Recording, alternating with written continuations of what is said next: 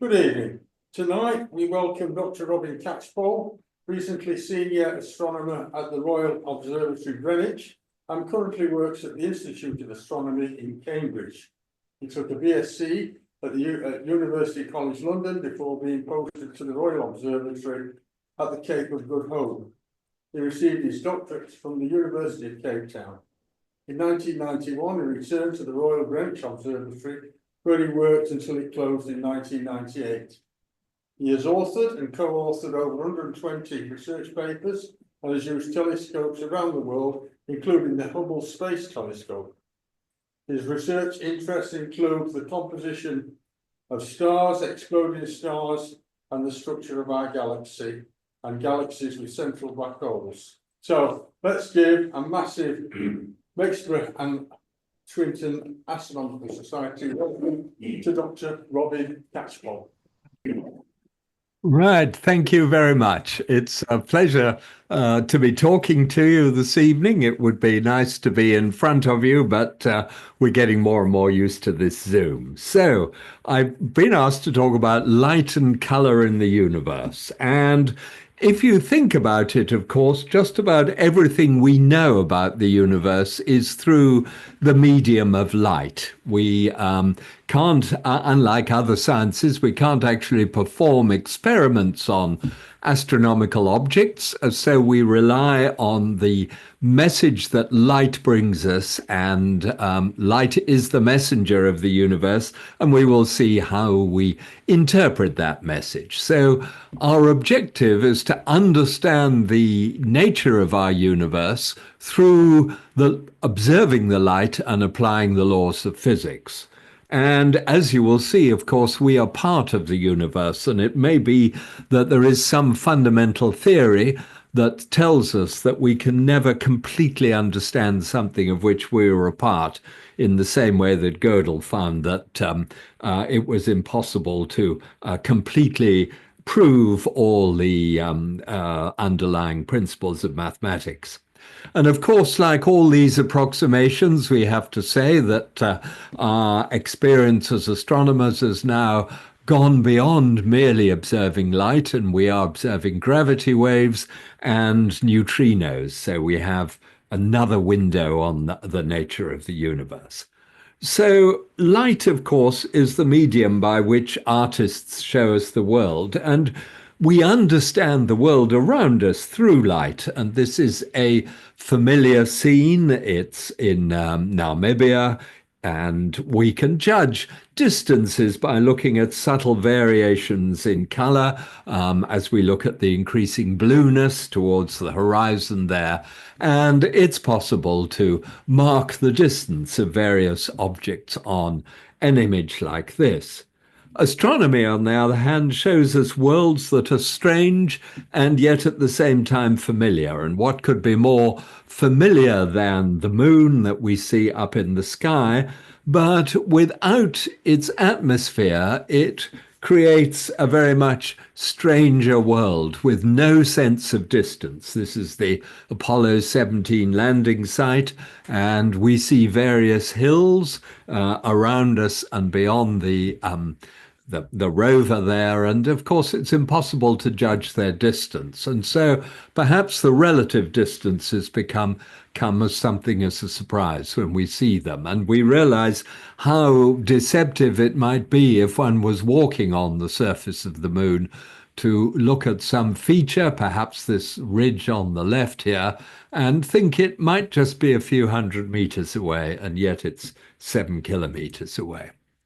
On the other hand, when we look at a strange, unfamiliar place like Mars, when we look at it in more detail, we see much that is very familiar to us, the way that water has sculpted the environment. And even when we get nearer the surface and we look at the surface, even in great detail, as we do here in the Gale crater around Mount Sharp, we see these strata, this intimate detail of another planet in a way that looks very familiar to anybody who's wandered in the desert parts of the of our own Earth. And there is even an atmosphere on Mars, which can give us, again, that sense of distance as we look at the lower flanks towards the rim of the Gale crater from the lower ridges of Mount Sharp, looking back to the landing site of the Curiosity module that you will remember.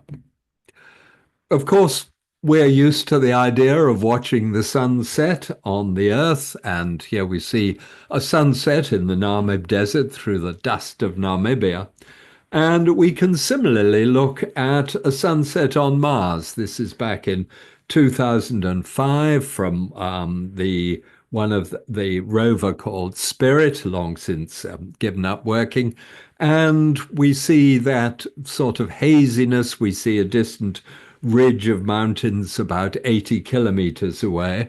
And of course, we should remember that Mars being further from the sun is about 2/3 its apparent diameter that it would have if we viewed it from the Earth. On the Earth, we can see something, perhaps this beautiful and, well, not necessarily very familiar, but a strange landscape of mountains and plains of snow and ice.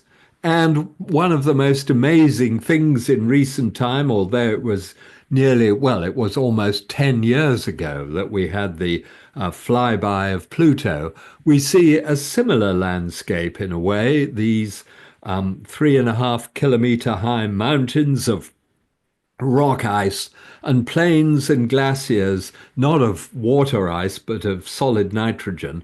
And certainly this has to be one of the most dramatic pictures, in my opinion, that was released from that particular flyby mission.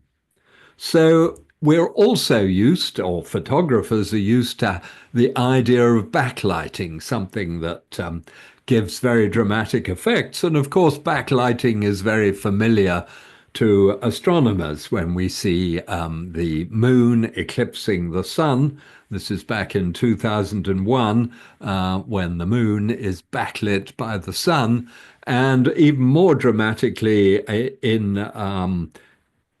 this image here, where we see in 2016, we not only see the backlit moon, but we see as it were, the front lighting of the moon by light reflected off the surface of the Earth.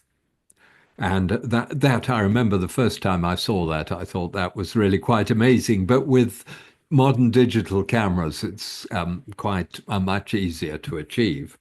Of course, we can see eclipses elsewhere in the solar system. This is Phobos passing in front of the sun, as seen by the Perseverance rover on the surface of Mars. It did worry me slightly that you couldn't see any sunspots. You'll see on the right the way the sun actually looked on that particular day. But for reasons that I don't know, I noticed that Phobos seems to be slightly out of focus, although, and presumably the sun is too. So perhaps that's where the sunspots have disappeared to. So we don't have to invoke a conspiracy theory here. Perhaps one of the most dramatic examples of backlighting is when, in this image, when Saturn eclipses the sun. Although if you look very, very carefully, you will see a little dot there, and that is our Earth and Moon. And the other thing that you might have noticed, I'm sure many of you have seen this image, you'll see these kind of strange, kind of fuzzy patches here that I thought might be some kind of defect in the image, but they're not actually. This is a composite image, and what you're seeing here is streamers of gas from Enceladus that was in orbit around here at the time. And so we have several snapshots of Enceladus, or the gas streaming away from Enceladus, which I thought was very interesting. If we zoom in on that spot, there we have it. There is the Earth, and this was September the 15th, 2006. So if you can remember back to that occasion, you'll know you're in the picture there somewhere. And you can even see there's a slight extension here, which corresponds to our moon.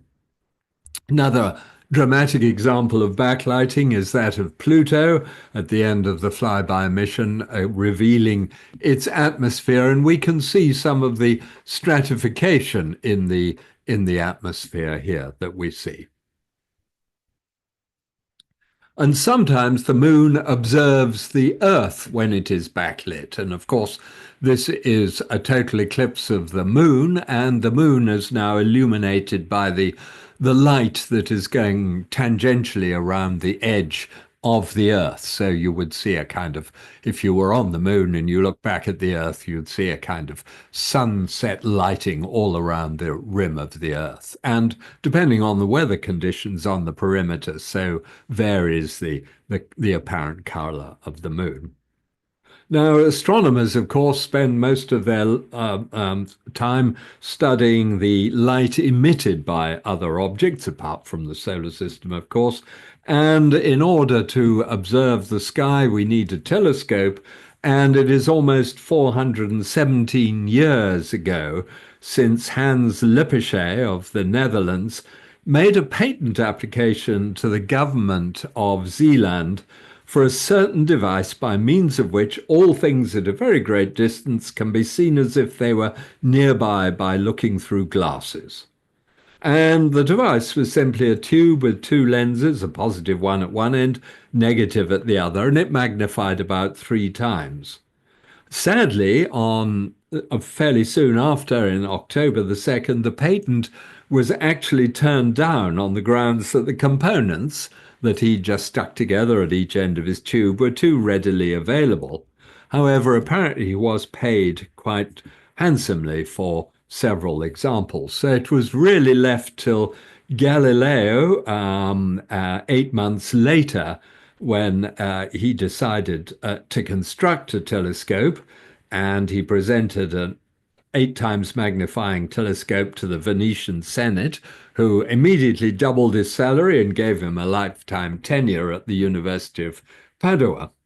And this was a very important moment in the history of science when, for the first time, we extended the power of one of our senses. And here we have these telescopes, or examples of them. And I always like to tell people that if you want to reproduce what Galileo did, then you must buy the cheapest telescope you can find, preferably with plastic optics, and then maybe smear them or muck them about a bit. And then you've got a pretty good replica of Galileo's telescope. But he was very quick to take advantage of this telescope. And it's worth remembering that even though this telescope was very primitive and very simple, it did represent an enormous jump in the sensitivity of the human eye. In fact, I'm going to show this diagram showing the area, the logarithm of the area in square meters of various telescopes as a function of time. And we go with the first jump from the eye to Galileo, and you can see we've gone by more than an order of magnitude. So it was hardly surprising that Galileo started to make some very fundamental and exciting discoveries. And in January 1610, he looked at Jupiter and discovered and saw for the first time these satellites, and he wisely called them Medicean stars to charm his patrons.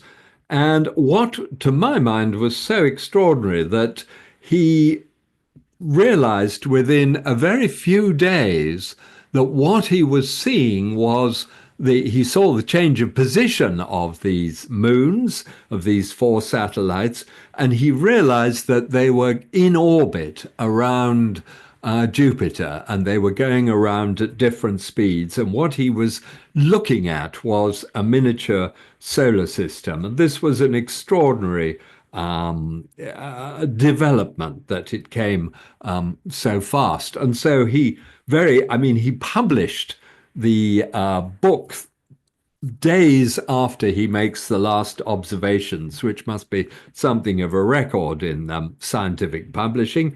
And the title page of this Sideris Nuncius, published in Venice, tells you essentially all you need to know about the book. It's described as the sidereal messenger, unfolding great and wonderful sights, and displaying to the gaze of everyone, but especially philosophers and astronomers, the things that were observed by Galileo Galilei, a Florentine patrician and public mathematician of the University of Padua. With the help of a spyglass lately devised by him, about the face of the moon, countless fixed stars, the Milky Way, nebulous stars, but especially about 4 planets flying around the star of Jupiter at unequal intervals and periods with wonderful swiftness, which were unknown by anyone until this day. The first author detected recently and decided to name Medicean stars. So that's all on the title page. The other thing he observed, which some people find even more impressive, was the phases of Venus, which not only do the phases change, but the apparent diameter changes. And of course, this is another demonstration that Venus is orbiting the sun and being at different distances. So this really confirmed Copernicus's ideas. Now, Newton was very quick and was performing experiments with optics, and he performed this very important experiment with prisms to look at the solar spectrum.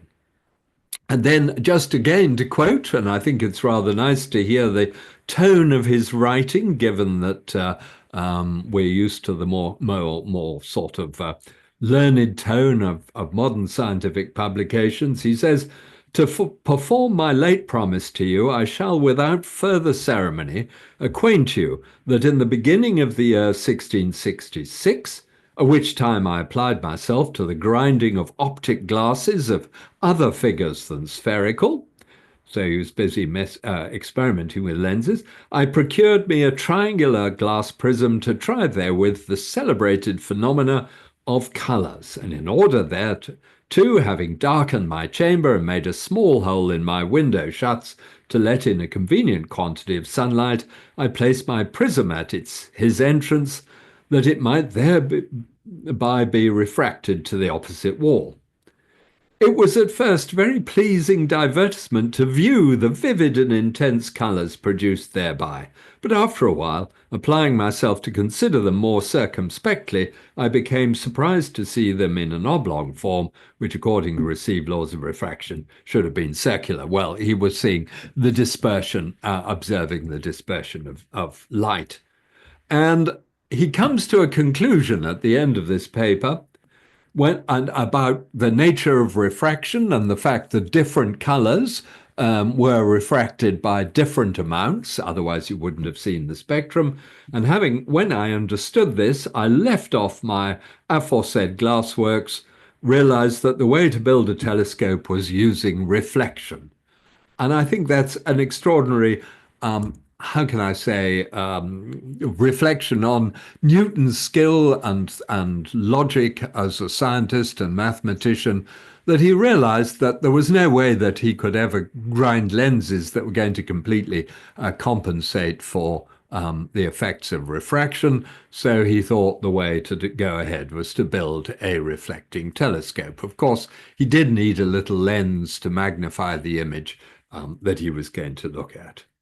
So it's possible that the idea of using a reflecting mirror had been preceded by an Englishman called Thomas Digges some 30 years before Hans Lippershey, but and we do have some drawings of the moon to that effect. So what we have seen, and here is a diagram that shows the area of a mirror logarithmically, and it's in square meters. We see the steady progress first, and you'll see refractors as triangles, and you will see the reflectors as circles, and then we have reflectors. This is silver or aluminium on glass, whereas the early reflectors were made of a metal copper tin alloy that was then polished. And what we see in this diagram is an increase by a factor of 15 in collecting area every 100 years or so, or about a factor of 100,000 in 400 years. But nevertheless, the biggest jump was that first jump from the eye to Galileo's telescope. Now, successive telescopes have increased by that factor of size. Even when we see the proposed 39 meter, which should be completed in 2028, even that does not correspond to a jump of that scale. So not only have mirror apertures increased by factors of getting on for 500,000 or so, but this has been accompanied by a similar increase in detector sensitivity. And we see the human eye, of course, was the early detector. Then we entered the phase in the mid-19th century, the phase of photography, which was certainly where I started my research career. And then later on, of course, we have entered the phase of the charged coupled device. And each of these jumps, the jump from here to here, is about a factor of 100 or so in sensitivity. And similarly, the jump from photography to charged coupled devices is another factor of 100 or so. And it's quite fun just to look at M51, for example, with these three examples in the human eye era, in the photographer era, and then in the CCD era. And so we can see this is Lord Rosse drawing M51 in April 1845 using a 72-inch. And of course, he's using his eye. By 1848, he'd made another drawing, and again, using this 1.8 meter telescope or so. And if we then go to the photographic era, we can see the similarity of his drawing quite clearly, and we can see that, in fact, this object is made up of individual stars. At this stage, there was a lot of dispute as to whether these were star formation, or well, places where stars were being born, or whether they were made up of collections of stars. So when we go here to a good ground-based telescope, we can then go from this ground-based image to the Hubble Space Telescope image. And then, of course, we can go from there to the James Webb Telescope. And of course, neither the Hubble nor the James Webb are seen to their full resolution, and even at this point, well, perhaps not their full resolution. We'll come back to discussing the significance of some of these images later, but that is just a measure of the progress of the subject. So, of course, up to the 1970s, and this was probably one of the last telescopes to be built with an equatorial mount, so that to follow the stars in the sky, you only had to rotate around one coordinate here and have the other coordinate fixed.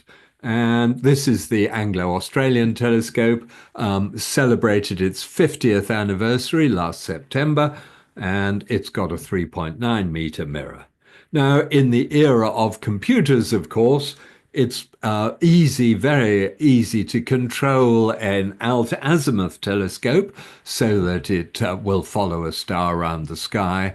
And from a mechanical point of view, of course, a telescope that stands vertically, is mounted vertically instead of at the equatorial angle, is mechanically much more stable and much easier to build for the same cost, a lot cheaper.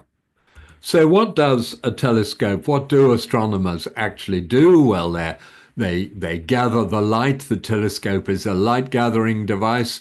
We then have a series of filters, and we form from the filters a series of images. And what is an image? It's just a series today of what we would call pixels.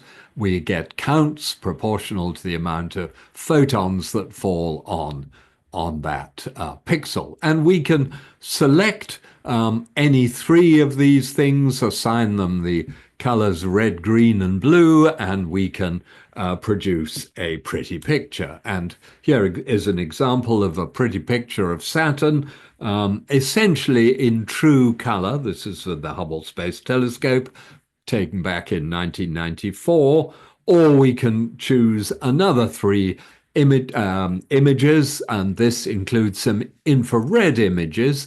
And of course, the advantage here is that the human eye is very sensitive to subtle differences of color, so we can emphasize features about the object we want to study by using false colors to represent what we're looking at.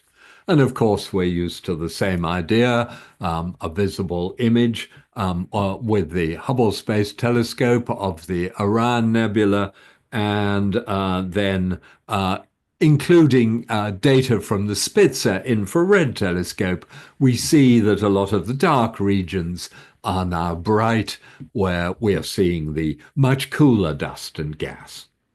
Now, of course, as astronomers, we don't just want to make pretty pictures. The whole concept is that we make quantitative measurements, and we maybe have number against position, number of counts in the pixel, and we calibrate those into some quantitative measurements, and then we can apply the laws of physics to interpret the image in terms of parameters, temperature, brightness, and second-order parameters like age or so. And of course, one of the simplest laws of physics, well, maybe not the simplest law, but conceptually the simplest, is that of the Planck function, which tells us how a black body radiates. It essentially says the hotter the body, the bluer the distribution of light, the spectrum, and the greater the total flux.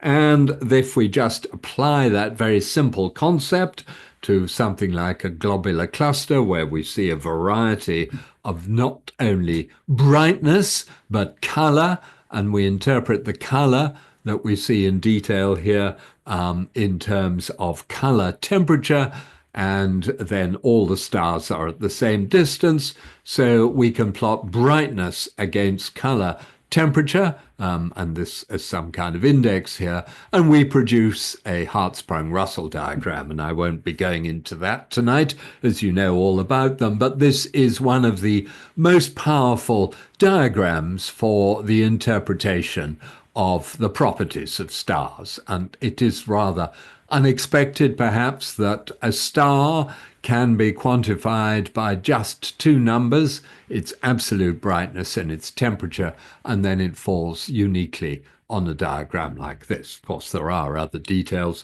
that make subtle differences, like composition and so on and so forth, but we won't go into that tonight. So what we can further do is we can refine our study of light, our reading of the message that the messenger of the universe brings to us. And this is the point at which I would have made a demonstration with a diffraction grating, but I can pretend I'm putting the diffraction grating in front of the beam, although I've cheated slightly here by putting the solar spectrum here instead of just the light of a background lamp in your lecture theatre. And so what we begin to see is the message imposed onto this light, and this is bringing us information about its source. And here is another example. This is a series, a road here with street lamps. You can see the road. It's from where I lived in overlooking Table Bay in Cape Town, and a diffraction grating in front of the camera. And so we see the first and the second order spectrum of the light. And so we have this property that to the Victorians would have seemed absolutely magical, that using a simple device I can deduce the composition of a distant light source.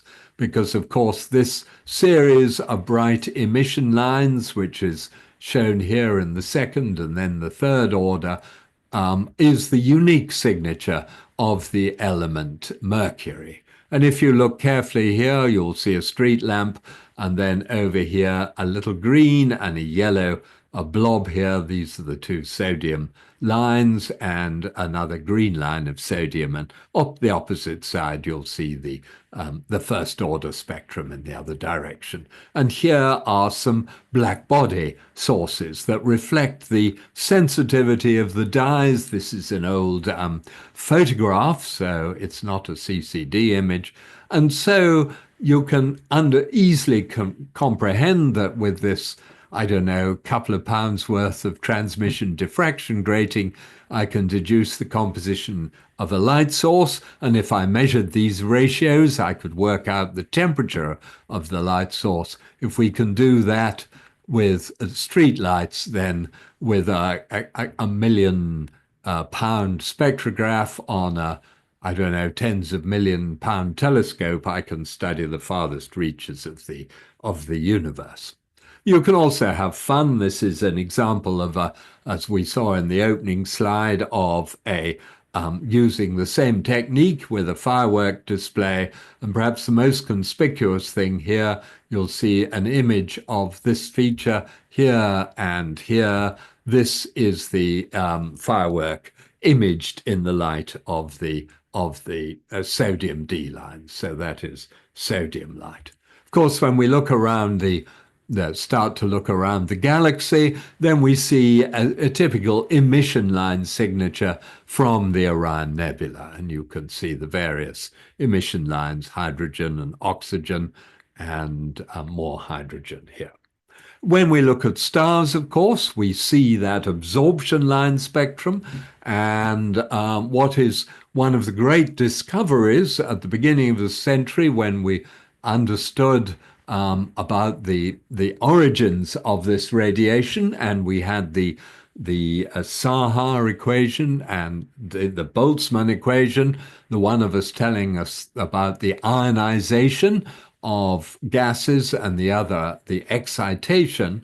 It was possible to understand these spectra where we see hydrogen initially weak, then getting stronger and stronger, and then weaker and weaker, as the consequence of essentially something having exactly the same composition, but having a range of temperatures. So this spectral sequence of stars that had been empirically defined in terms of just the way the spectrum looked like, when we understood what was going on, that hydrogen was weak here because it was all ionized, and then it gets stronger as it becomes more neutral, and then it gets fainter because even though it's all neutral, there's not enough excitation to cause that absorption line. So it starts weak, strengthens, and gets weak again, whereas up here we had helium lines that rapidly faded away. And so we can see how other lines change their strengths with temperature. And then, of course, there were some examples where they change with pressure, and there are some stars that are conspicuously weak that don't have so many metal lines. So this was a matter of applying two very important laws of physics to the spectrum of stars. So we not only have this great advantage of our increased sensitivity of our detectors, but one of the next great technical moves was the introduction of fiber optic multiplexing, as it's called, where instead of just observing one object at a time, we could take fiber optics and put them on individual stars, and as many fibers as we had corresponded to as many spectra as we could get simultaneously. And I always like to show this example. You'll see a human being here holding a big aluminium plate, that has 1,000 holes drilled in it. This is stuck up on the wall at the Institute of Astronomy. And what had happened here was this Sloan telescope, 2.5-meter telescope, took a survey of the sky. From that sky survey, it was possible to drill holes in this plate at the position in this particular field of all the galaxies in the field, and then by hand feed into each hole a fiber optic, put this plate back in the focus with fiber optics through optical fibers through each hole, feed the fibers into a spectrograph and expose and in one go get the spectra of 1,000 galaxies. Now, in order to complete this survey, this had to be repeated 1,000 times over to get the velocity of 1,000,000 stars. And you will see some of the collection of the 1,000 plates in the background here. And I must say it's pretty awe-inspiring to think that each of these fibers had to be threaded by hand, and then the thing was installed. Now, we have come some way since then, and this is for, we'll talk maybe a little bit more about this. This is for a telescope, and this, instead of using fibers in a hole, these are an array of spines. And what you will see in the red circle is how it's possible to adjust the position of these spines to predetermined position in the sky with a precision of 0.2 of an arc second or so, and so then to observe the stars you want to observe. And this particular array of optical fibers is mounted on the 4-meter VISTA Telescope, which is Visible and Infrared Survey Telescope. There's a picture of it. It was commissioned in about 2009. A somewhat older system that's been going for maybe over 20 years is mounted here on the front end of the Anglo-Australian telescope. And this is a system that can be flipped over. So we have one plate here, which we'll see in more detail, where you mount the optical fibers. And there's a similar plate at this end. You spend, let's go just have a look at it in a bit more detail. You have a positioner here that will position the 2,000 or so fibers. Let me see, what was it?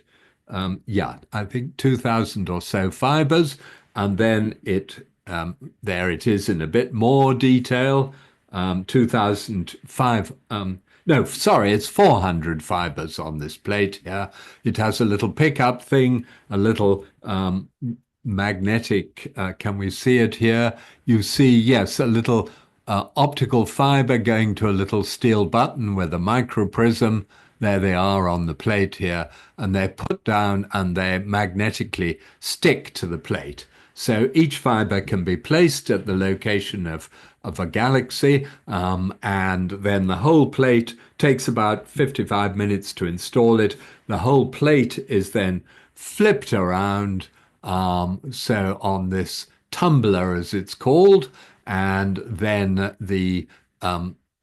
this is the correcting optic at the prime focus of the Anglo-Australian telescope, and we can get 400 spectra in one go, fed through these fibers into these spectrographs that are mounted on the side. And here is a typical array of spectra, and we see the night sky lines here, emission lines, and then we can measure the radial velocities, and at the rate of about 2,500 spectra a night, it was possible to make this wonderful 2DF, as it's called, map of the local universe. Won't spend too much time on it now, but what it showed is the foam-like structure. This is two narrow strips of sky with observed from us in the center, distance in light years, 1,000 million light years. 1500, then the survey thins out here, but essentially we see quantitatively that the structure, the distribution of galaxies here is very similar to over here, and this is one of the most fundamental and profound observations about the nature of the universe, which has led to so much of the research in the last 25 years. Another way of doing this is, instead of having one fiber for one galaxy, you have a whole compact array of fibers in a nice tight bunch here with little micro lenses above them. And you image your galaxy, your entire galaxy, onto this micro lens array, and there they are going into the collimator, which turns the light, shines parallel light on the optical grating, and then the camera, which forms the spectrum here. And the point about this is that then you get an actual, symbolically, you get a two-dimensional, or you might say three-dimensional image of the galaxy. So you have an image of the galaxy here, and you have the wavelength, the dispersion of the light in this dimension. So if we chose one pixel all the way through here, we'd get a conventional spectrum. But if we select a different wavelengths here, we get monochromatic images of the galaxy. And to show you a working example of this, we will look at this is the MSAS, as it's called, the multi-unit spectroscopy on the VLT. I don't even ask me to explain what all these particular units are, but the resulting spectrum, this is rather a nice little image to show you the image of a propylid in the Orion Nebula. And what you'll see is we're just going through, there's H beta, different slices of the image, and we're looking at different, so we're getting, these are monochromatic images at different wavelengths as we scan through the image. And this is one of the most powerful styles of spectroscopy that we can certainly use on small objects like galaxies and so on. So we can explore the way the excitation and the ionization varies through the galaxy.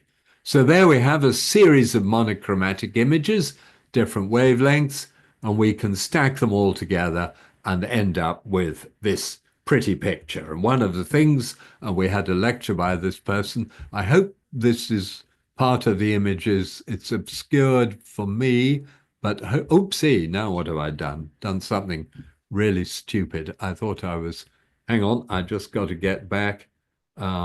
God knows, you are screen sharing. Not quite sure what we've done. There we are, back again. They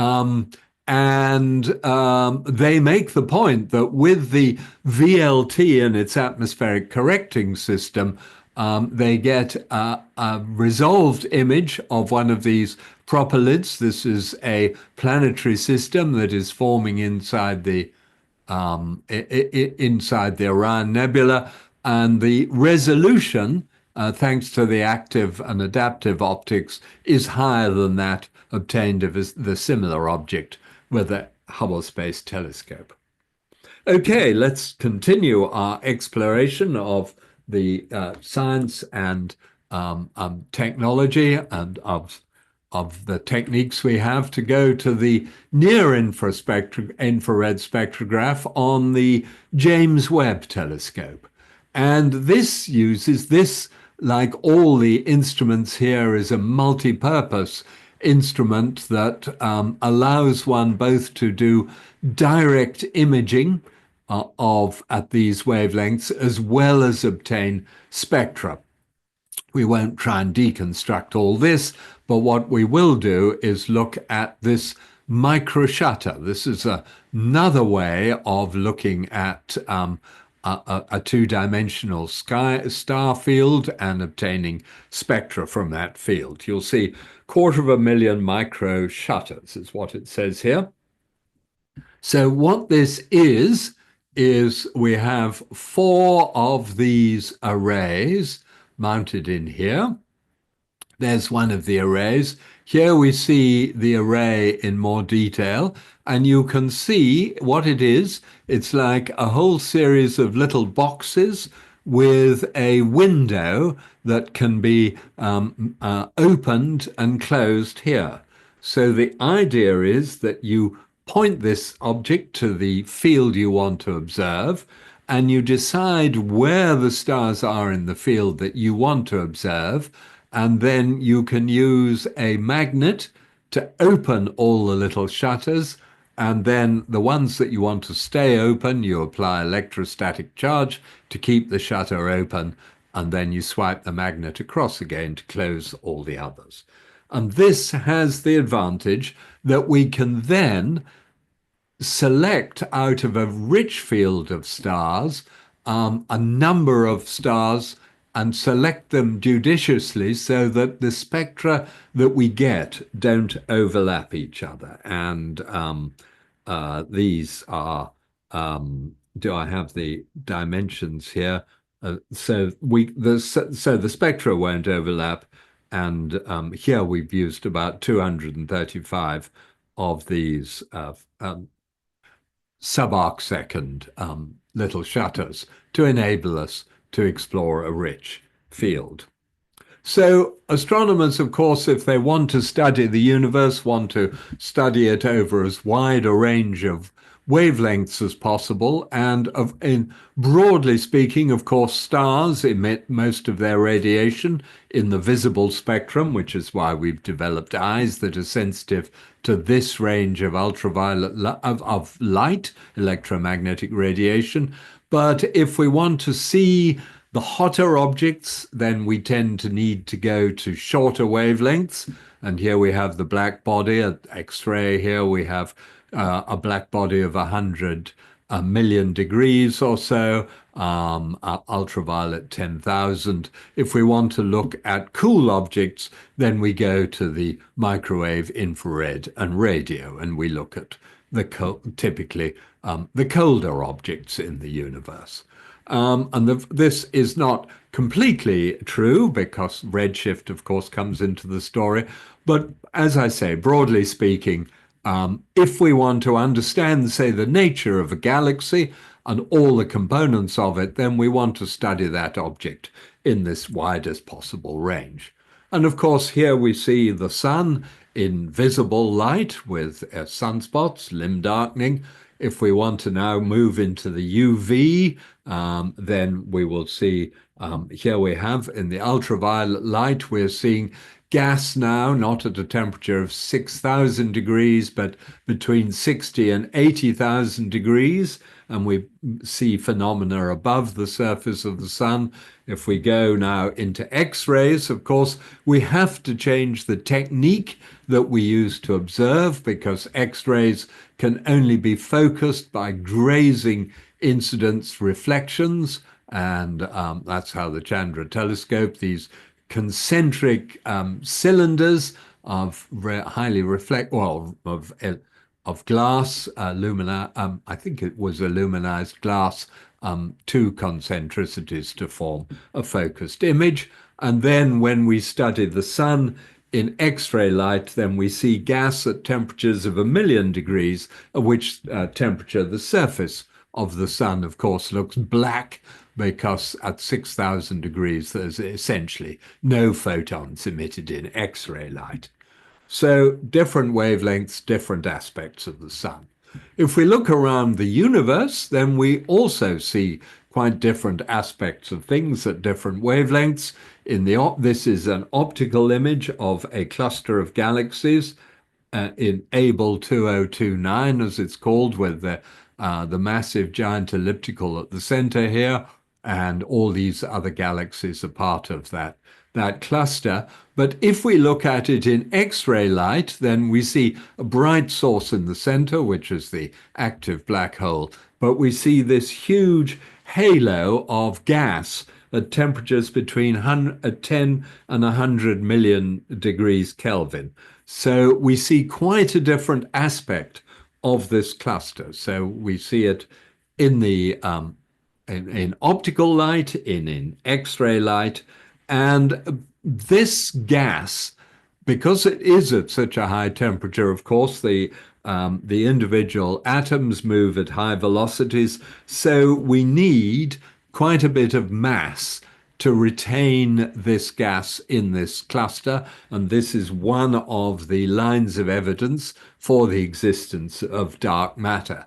And if we now analyze the distribution of matter and dark matter in this galaxy, we come to the extraordinary discovery that 3% of the mass is made up in the mass of the optically bright stars here. About 13% of the mass is in the presence of this huge X-ray halo. So you can see there's already more X-ray gas than there is baryonic gas, if you like, the stuff of stars and planets, already 4 times more there. But the overwhelming mass here is the dark matter, which we don't see, which is the dark matter that is binding this gas to the cluster. So things aren't always quite the way we think they might seem to be. Another example of these gaseous X-ray halos we see here, but we see a very complex structure because what we are seeing are these cool bubbles of gas that are emerging from the black. These two are to the same scale, that are emerging from the active galaxy, the puffs of gas coming out of that active galaxy. And now I've actually, this is a bit of a cheat. This is not the same. This is Perseus, but the idea is much the same. We have in NGC 5128 this central black hole with jets, and the jets colliding with the interstellar medium here. And we're seeing the same phenomena going on, but revealed in X-rays. Of course, X-rays aren't the most highly energetic things that we observe. We observe gamma rays. We can't always be certain of whether a gamma ray creates a pair positron-electron, which is detected, and the direction is defined, but not that tightly defined. And we can produce a gamma ray. There you have the energies up there, and there's the wavelength of the gamma rays, a gamma ray image of the night sky. And most of these little dots at high latitude are active galaxies with black holes at their center and their jets, and then we can see gamma rays coming from various stars in the plane of the Milky Way, and there is the Vela pulsar, for example. Even gamma rays are not the highest energy things we see. Well, we see some of the highest energy objects or detections are in fact cosmic rays, which can be a very high energy gamma ray, very high energy, or they can be a particle, an ion particle, traveling very, very close to the speed of light, and the collision of this object with a molecule or with atoms in the upper atmosphere gives a huge shower of secondary particles that then end up going faster than the speed of light in the medium of the gas of the atmosphere and produce a pulse of Cherenkov radiation, which can be detected. And these detections are complementary to the neutrinos, which come at the very highest energies that are observed below the ice here, the Ice Cube Observatory that is being expanded in the Antarctic. And here we have, well, high energy gamma rays. And from that, one can make a prediction of what the neutrino sky might look like.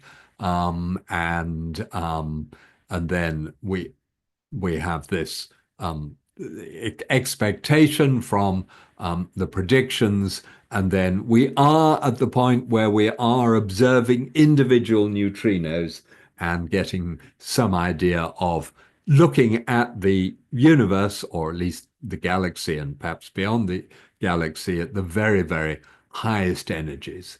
The problem with the high energy cosmic rays is if they're gamma rays, that's okay, but if they are particles, like iron nuclei or something, as many of them are, then their trajectories are distorted by the magnetic field of the Milky Way. So we don't necessarily know where they come from. But we are getting to the point where the neutrino observations, which are pretty rare, and that's a whole nother story, are beginning to give us a significant number where we can suggest that we are actually able to recognize neutrino sources. Anyway, back to the optical light.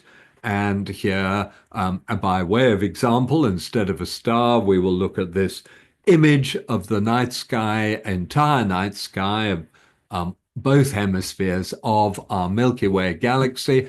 This is actually not an image, but a count of Gaia sources, 100,000 million sources here, and the dark patches are absence of stars, presence of clouds of dust, and we see the reddening effect here. So if we want to study the shape of the galaxy, then we need to look through the reddening, and we need to look at the galaxy in the infrared. And this is now an infrared image. We can see the galactic bulge. We can still see a thin line of dust and gas in the disk. And what you're seeing here is a wonderful perspective effect, where the density of stars seems to decrease as we go above and below the plane. And that is because we're looking at we are embedded in the Milky Way here, but as we look towards the center, 25,000 light years away or so, we start to look on either side out of the Milky Way. We're getting this convergence crowding effect. So this is, if you like, this thinning out here is just a wonderful perspective effect that is revealed. So with the infrared, of course, we see quite different aspects close to home, and we penetrate this dust and gas and observe the presence of a whole cluster of young stars here and here in this particular region.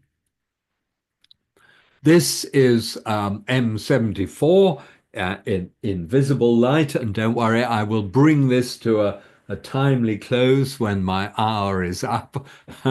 And this is typically the light of 100,000 million stars, with these dark absorption regions here, and these places where stars are being born.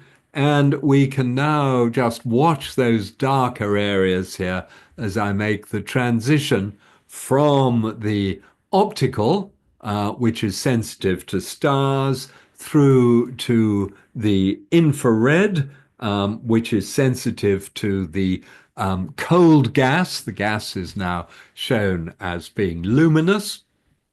And so instead of the dark lanes, we see these bright lanes of increased luminosity, and we see these holes. These holes are created, the results of stars and subsequent supernovae clearing the space. And in fact, the pressure wave of clearing the space has triggered the formation of new stars around the rim of something like this. And we see these cavities all over the galaxy. Another lovely example, this is the sombrero, a giant elliptical that has undergone an interaction with a spiral, and we see the dust and gas of the spiral spread out in the middle. And again, we go to the James Webb, and we can see that. I'm going to do that transition again between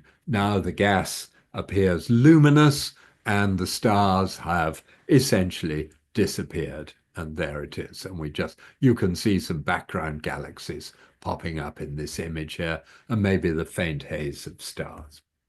Of course, if we now go to the infrared and the microwave, again, we need different techniques. This is the Atacama working at millimeter wavelengths, and we can, at these wavelengths, we can look at the formation of planetary systems, these disks of dust and gas. The star is being built up in the center here.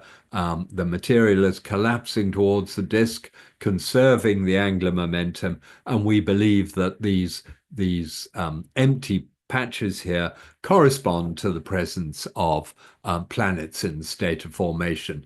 But this thing is very much larger than our solar system. This is just to give you our solar system to the same scale, and you can see all the planets essentially are inside Neptune's orbit here. And just to relate that to the optical, to the Hubble, this is a star-forming region that in the galaxy, we see these jets emerging as a disk here, disk like this one, only it's over here with the jets here. And this particular object is not visible, of course, in optical light, but it essentially fits into the middle there. Okay, I'm just going to say one last thing when we talk about the millimeter wavelength. It's possible in order to get the highest resolution, we want the largest possible aperture, and this is done with the Event Horizon Telescope. Normally, when we have an interferometer, what we do is simultaneously observe at around a fixed area, and we interfere the light at some central point so that we create the image that way. But this can also be done by simultaneously observing from all these different places. And as you observe, you record a time signal so that it's possible to put all this data onto magnetic tapes or discs or whatever they use for data collection, and then bring the tapes with their time stamp on them, bring them to a central computer, and then cross-correlate them after the event. So we're doing interferometry, but not in real time, because it wouldn't be possible to do it in real time, to interfere the signals detected at all these widespread paces. So we can use the width of the Earth, and of course, and what was done here with the telescope was to observe these the M87, shadow created by the black hole at the center. And just to give you some idea of what is being done here, let us imagine the whole of the Earth. Here's a globe, a representation of the sky, the stars in the sky, just like we represent the planets, the continents on the Earth. You can imagine little Earth in there, and we are looking up, and so that's a similar map of the sky. And let us imagine the real Earth we live on is such a globe, in which case that would be the length of 1 degree.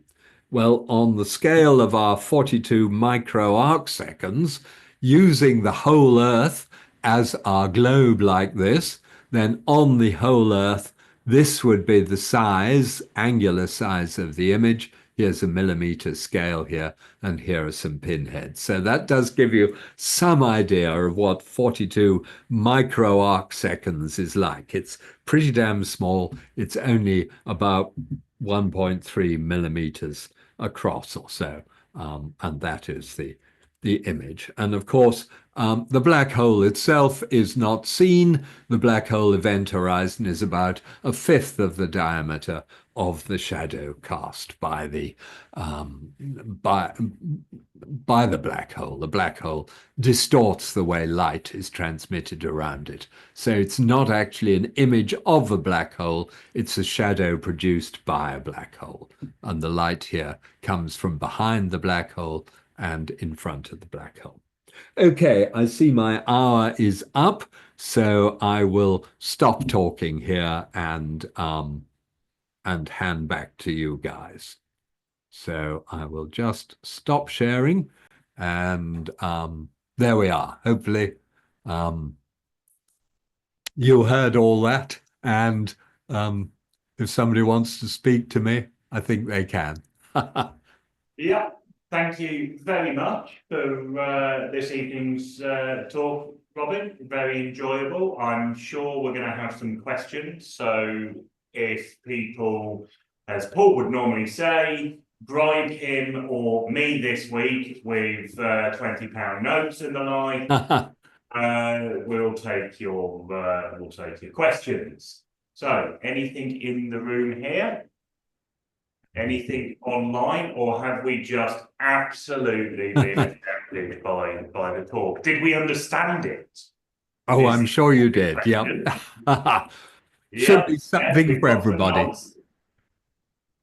So, I mean, I'll try and field any questions about anything. It doesn't have to be about the contents of the talk. If somebody wants to ask anything, now's your chance. Okay, so we have one in the room here from Roy. Hi Robin, thanks for the talk, enjoyed it very much. What do you see the future of resolution? I mean, we're going out into, say, space, and they were talking about having telescopes, interferometers on two satellites linked by vast distances, and also, say, radio telescopes in craters on the moon, things like this. Yes, well, certainly resolution is going to be the thing. And I suppose the greatest, well, there are two things. I showed you that image of M87. Well, that was done at 1.3 millimeters, and they are working on another image. They may have even got the data at 0.87 millimeters. So that will give us a significant improvement in resolution.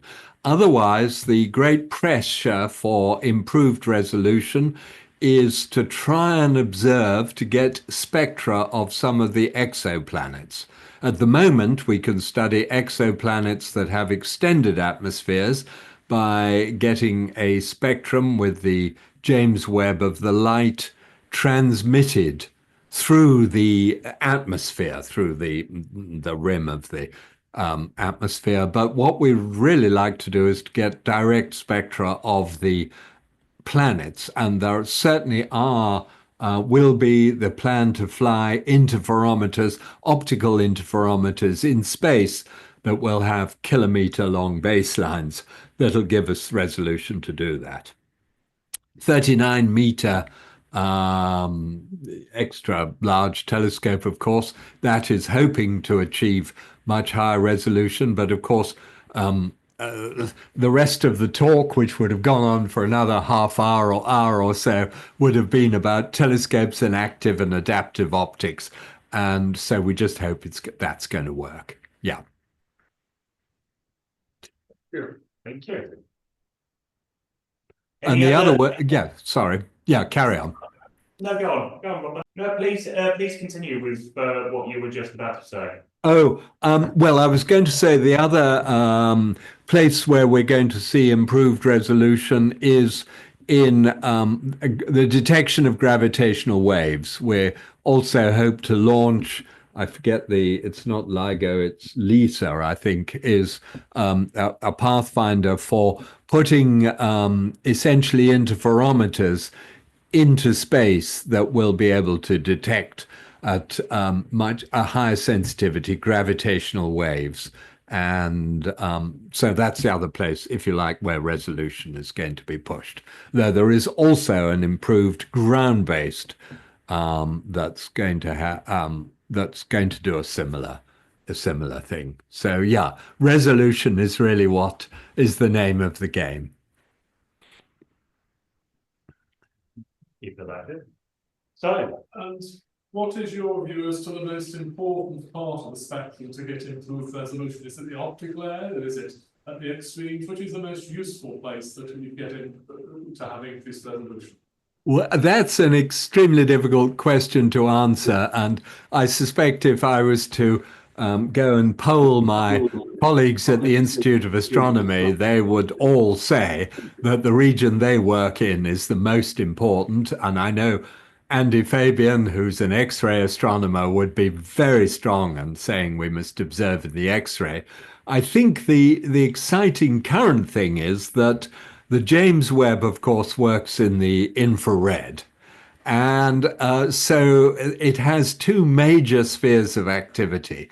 One is very close to home, looking at the spectra of exoplanets in the infrared because they're cool and there are molecules there. And the other thing that it does is to look at the very high redshift, redshifts of 10 or more, because the far ultraviolet is redshifted into the same infrared band. So, and I was an infrared astronomer. We took some very early images of the center of the galaxy. So I'm a great fan of the infrared. But, the people studying planetary formation as opposed to detecting exoplanets would say, oh, it's got to be the millimeter. That's where the excitement is.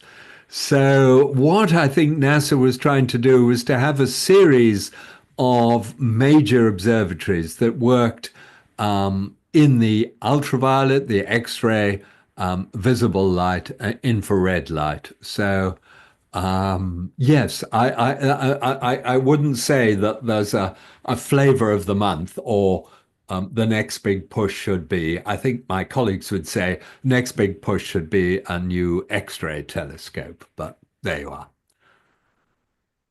Thank you very much. So we have a travel wall online if you'd like to unmute. And just so you know, everyone, your cameras were just turned off during that talk. If you'd like to turn them back on, please feel free to do so. Yeah, thank you, Robin. Fascinating presentation. Enjoyed every minute. I've got to ask the old AI question and wondered if AI is starting to worm its way into the analytics of all these processes. Oh, very well. I think in many ways, astronomy led the game. We didn't necessarily think of it as artificial intelligence, but we certainly were using training computers to look at galaxy shapes and so on in order that they could scan enormous bodies of data to classify galaxies.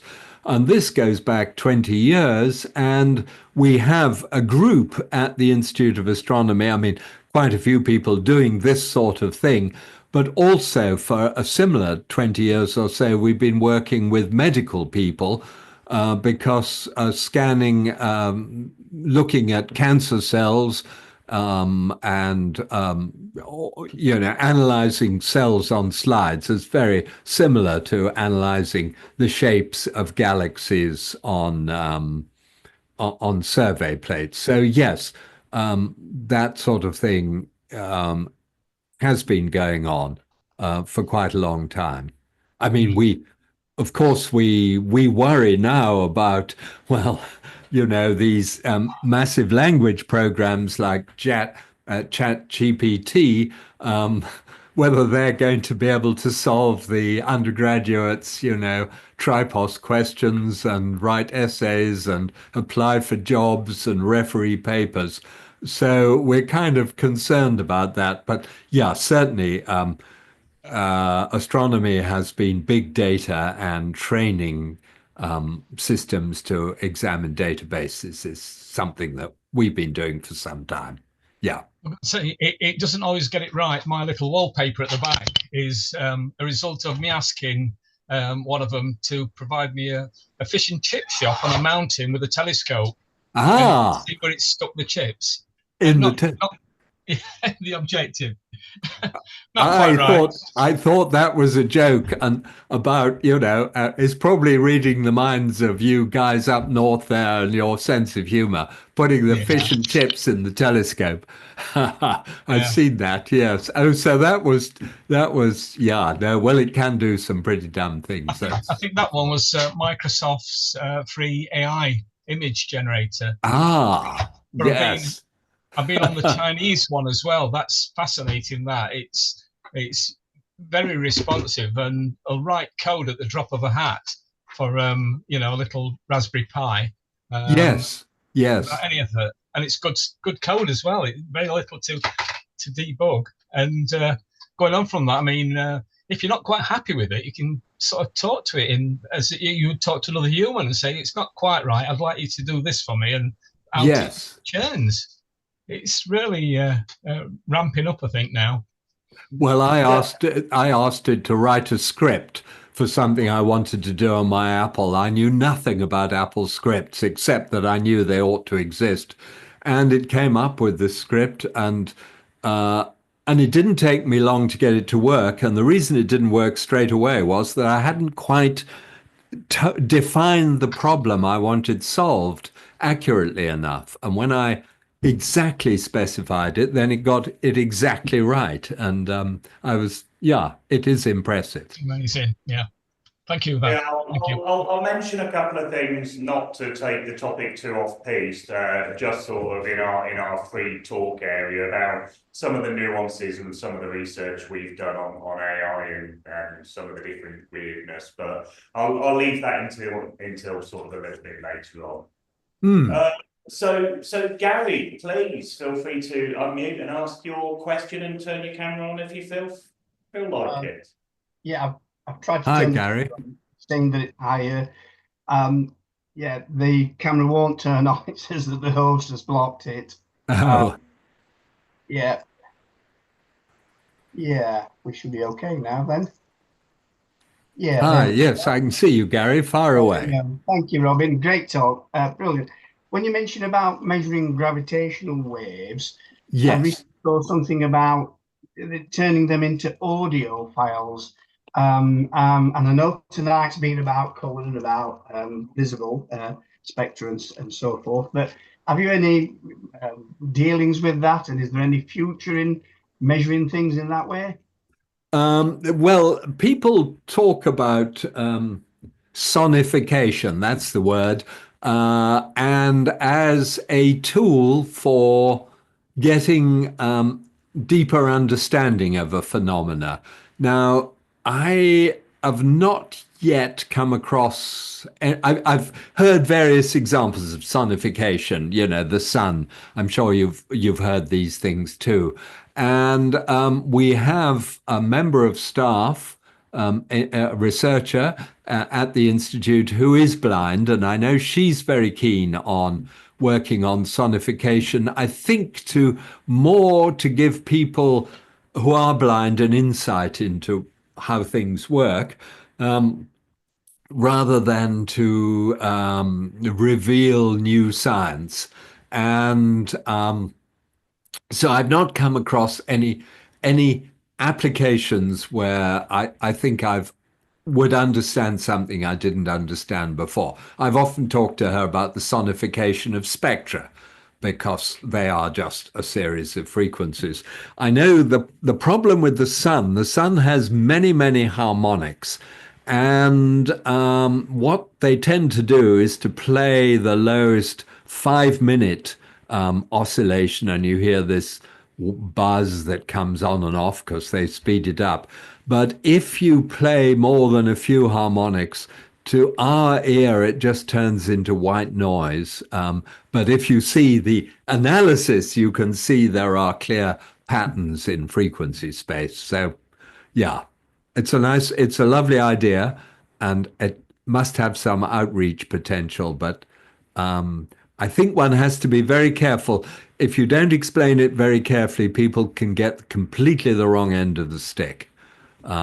Because they've also heard sound doesn't go through space, which is sort of true, which is true, but on the larger scale, it's not quite true, because shock fronts go through, like those images I showed you of the galaxy with the AGN at the center and the infalling material. People have sonified that. So the frequencies are hundreds of millions of years, and they're turned into, a fraction of a second. So you can end up not understanding less if you're not careful. Science. Thank you very much, Robin. Thank you. Okay, and that leaves us with just the final question of the evening from Simon, a visitor to the Society this evening. Hi, Simon. I Hello. can see you. Yeah. Hello. Thank you very much for the talk. Enjoyed it very much. Thank you. My question is, we can see red stars and we can Yeah. see blue stars. Why can we not see green stars? Well, that's a very good question. And essentially, it comes down to the fact that a star's spectrum can be approximated by a black body. And I showed some of those curves, and there are none of them that peak in the green. The spread of wavelengths is always much greater. So you go from, as you see, if you heat up a poker in the fire, it goes from dull red to bright red to yellowy orange to, well, it doesn't with a poker, it would go out to the blue.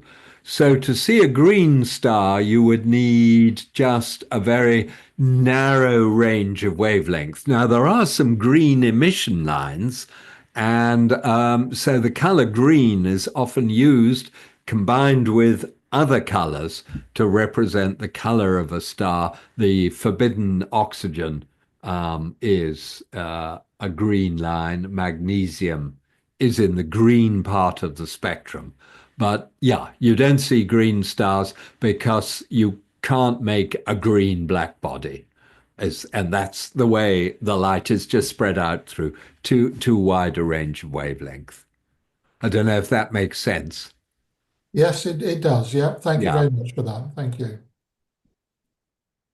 Excellent. So thank you very much, Robin. And I believe that just leaves me to ask everyone to join me in providing a warm Mecklenburg-Swinton Astronomical Society thanks for a wonderful talk this evening.